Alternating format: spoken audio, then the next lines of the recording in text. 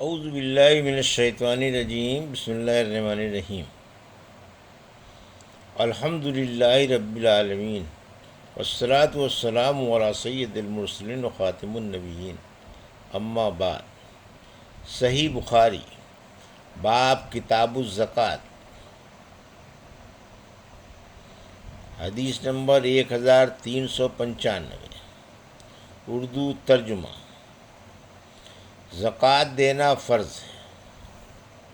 اللہ تعالیٰ نے فرمایا وَأَقِیمُوا الصَّلَاةَ وَآتُوا الزَّکَاۃَ،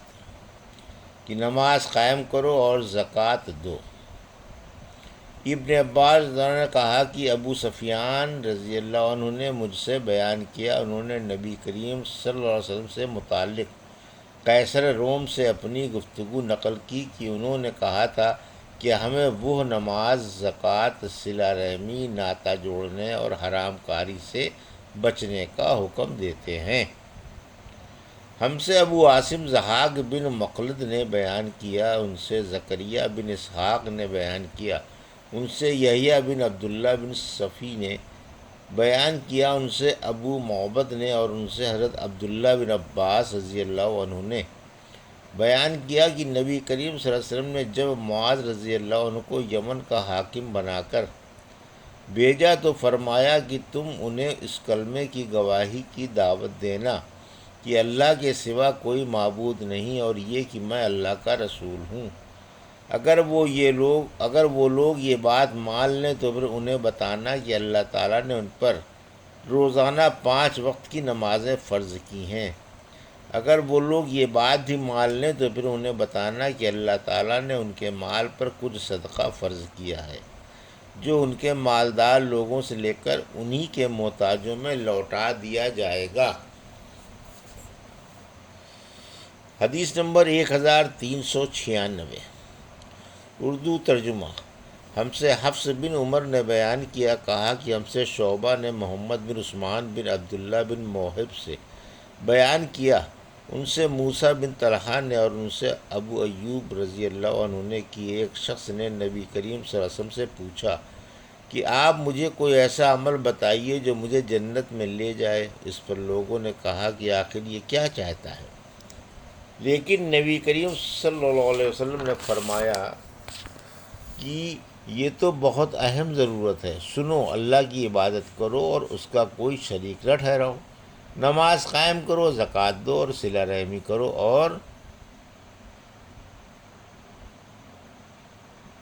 اور منہر نے کہا کہ ہم سے شعبہ نے بیان کیا کہ ہم سے محمد بن عثمان اور ان کے باپ عثمان بن عبداللہ نے بیان کیا کہ ان دونوں صاحبان نے موسیٰ بن طلحہ سے سنا، اور انہوں نے ابو ایوب سے، اور انہوں نے نبی کریم صلی اللہ علیہ وسلم سے اسی حدیث کی طرح سنا۔ ابو عبداللہ امام بخاری رحمۃ اللہ علیہ نے کہا کہ مجھے ڈر ہے کہ محمد سے روایت غیر محفوظ ہے اور روایت عمرو بن عثمان سے محفوظ ہے۔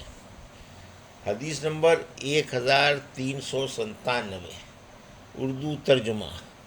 ہم سے محمد بن عبد الرحیم نے بیان کیا، کہا کہ ہم سے عفان بن مسلم نے بیان کیا، کہا کہ ہم سے وہیب بن خالد نے بیان کیا، ان سے یحییٰ بن سعید بن حیان نے، ان سے ابو زرع نے، اور ان سے ابو ہریرہ رضی اللہ عنہ نے کہ ایک دیہاتی نبی کریم صلی اللہ علیہ وسلم کی خدمت میں آیا اور عرض کی کہ آپ مجھے کوئی ایسا کام بتلائیے جس پر اگر میں ہمیشگی کروں تو جنت میں داخل ہو جاؤں۔ آپ نے فرمایا کہ اللہ کی عبادت کر، اس کا کسی کو کوئی شریک نہ ٹھہرا، فرض نماز قائم کر، فرض زکوٰۃ دے اور رمضان کے روزے رکھ۔ دیہاتی نے کہا، اس ذات کی قسم جس کے ہاتھ میں میری جان ہے، ان عملوں پر میں کوئی زیادتی نہیں کروں گا۔ جب وہ پیٹھ موڑ کر جانے لگا تو نبی کریم صلی اللہ علیہ وسلم نے فرمایا کہ اگر کوئی ایسے شخص کو دیکھنا ہے جو جنت والوں میں سے ہے تو وہ اس شخص کو دیکھ لے۔ ہم سے مسدد بن مسہرت نے بیان کیا، ان سے یحییٰ بن سعید قطان نے، ان سے ابو حیان نے، انہوں نے کی مجھ سے ابو زرع نے نبی کریم صلی اللہ علیہ وسلم سے یہی حدیث روایت کی۔ حدیث نمبر 1398، ہم سے حجاج بن منہال نے حدیث بیان کی، کہا کہ ہم سے حماد بن زید نے بیان کیا، کہا کہ ہم سے ابو جمرہ نصر بن عمران زبعی نے بیان کیا، کہا کہ میں نے ابن عباس رضی اللہ عنہ سے سنا، آپ نے بتلایا کہ قبیلہ عبد القیس کا وفد نبی کریم صلی اللہ علیہ وسلم کی خدمت میں حاضر ہوا اور عرض کی، یا رسول اللہ، ہم ربیہ قبیلہ کی ایک شاخ ہیں اور قبیلہ مضر کا کہ کافر ہمارے اور آپ صلی اللہ علیہ وسلم کے درمیان پڑتے ہیں، اس لیے ہم آپ کی خدمت میں صرف حرمت کے مہینوں میں حاضر ہو سکتے ہیں، کیونکہ ان مہینوں میں لڑائیاں بند ہو جاتی ہیں اور راستے پرامن ہو جاتے ہیں۔ آپ ہمیں کچھ ایسی باتیں بتلا دیجیے جس پر ہم خود بھی عمل کریں اور اپنے قبیلے کے لوگوں سے بھی ان پر عمل کرنے کے لیے کہیں جو ہمارے ساتھ نہیں آ سکے ہیں۔ آن صلی اللہ علیہ وسلم نے فرمایا کہ میں تمہیں 4 باتوں کا حکم دیتا ہوں اور 4 چیزوں سے روکتا ہوں، اللہ تعالیٰ پر ایمان لانے اور اس کی وحدانیت کی شہادت دینے کا۔ یہ کہتے ہوئے آپ نے اپنی انگلی سے ایک طرف اشارہ کیا، نماز قائم کرنا، پھر زکوٰۃ ادا کرنا اور مال غنیمت سے 5واں حصہ ادا کرنے کا حکم دیتا ہوں، اور میں تمہیں کدو کے تومبی سے اور ہنتم یعنی سبز رنگ کا چھوٹا سا مرتبان جیسا گھڑا، نقیر کھجور کی جڑ سے کھودا ہوا ایک برتن اور زفت لگا ہوا برتن، یعنی زفت بصرہ میں ایک قسم کا تیل ہوتا تھا، کے استعمال سے منع کرتا ہوں۔ سلیمان اور ابو نعمان نے حماد کے واسطے سے یہی روایت اس طرح بیان کیا ہے۔ الایمان باللہ شہادت ان لا الہ الا اللہ، یعنی اللہ پر ایمان لانے کا مطلب لا الہ الا اللہ کی گواہی دینا۔ حدیث نمبر 1399، اردو ترجمہ۔ ہم سے ابو الیمان حکم بن نافع نے بیان کیا، کہا کہ ہمیں شعیب بن ابی حمزہ نے خبر دی، ان سے زہری نے کہا کہ ہم سے عبید اللہ بن عبداللہ بن عتبہ بن مسعود نے بیان کیا کہ ابو ہریرہ رضی اللہ عنہ نے بیان کیا کہ جب رسول اللہ صلی اللہ علیہ وسلم فوت ہو گئے اور ابو بکر رضی اللہ عنہ خلیفہ ہوئے تو عرب کے کچھ قبائل کافر ہو گئے اور کچھ نے زکوٰۃ سے انکار کر دیا، اور حضرت ابو بکر رضی اللہ عنہ نے ان سے لڑنا چاہا تو عمر رضی اللہ عنہ نے فرمایا، آپ رسول اللہ صلی اللہ علیہ وسلم کے اس فرمان کی موجودگی میں کیوں کر جنگ کر سکتے ہیں؟ مجھے حکم ہے کہ لوگوں سے اس وقت تک جنگ کروں جب تک کہ وہ لا الہ الا اللہ کی شہادت نہ دے دیں، اور جو شخص اس کی شہادت دے دے تو وہ میری طرف سے اس کا مال و جان محفوظ ہو جائے گا، سوا اسی کے حق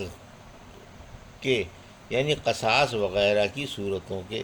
اور اس کا حساب اللہ تعالیٰ کے ذمے ہوگا۔ حدیث نمبر 1400، اس پر حضرت ابو بکر صدیق رضی اللہ عنہ نے جواب دیا کہ قسم اللہ کی میں ہر اس شخص سے جنگ کروں گا جو زکوٰۃ اور نماز میں تفریق کرے گا، یعنی نماز تو پڑھے گا مگر زکوٰۃ کے لیے انکار کر دے، کیونکہ زکوٰۃ مال کا حق ہے۔ خدا کی قسم اگر انہوں نے زکوٰۃ میں 4 مہینے کی بکری کے بچے کو دینے سے بھی انکار کیا جسے وہ رسول اللہ صلی اللہ علیہ وسلم کو دیتے تھے تو میں ان سے لڑوں گا۔ حضرت عمر رضی اللہ عنہ نے فرمایا کہ بخدا یہ بات اس کا نتیجہ تھی کہ اللہ تعالیٰ نے ابو بکر رضی اللہ عنہ کا سینہ اسلام کے لیے کھول دیا تھا، اور بعد میں بھی اس نتیجے پر پہنچا کہ ابو بکر رضی اللہ عنہ ہی حق پر تھے۔ حدیث نمبر 1401،